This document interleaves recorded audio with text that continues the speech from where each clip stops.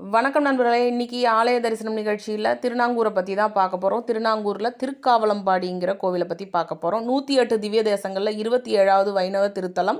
மயிலாடுதுறை மாவட்டம் சீர்காழி வட்டம் காவலம்பாடிங்கிற சிற்றூரில் அமைஞ்சிருக்கு. அருள்மிகு ஸ்ரீ செங்கமல நாச்சியார் மடல் வரல் மங்கை சமேத பாமா ருக்மணி சமேத ஸ்ரீ ராஜகோபால சுவாமியா பெருமாள் காட்சி கொடுக்கிறார். கோபாலகிருஷ்ணன்னு சொல்லலாம்.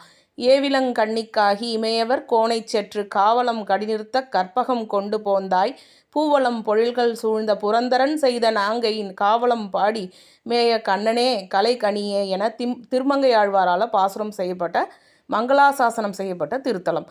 திருநாங்கூரில் இருக்கிற 11 கருட சேவையில் இந்த பெருமாளும் எழுந்தருளுவார்.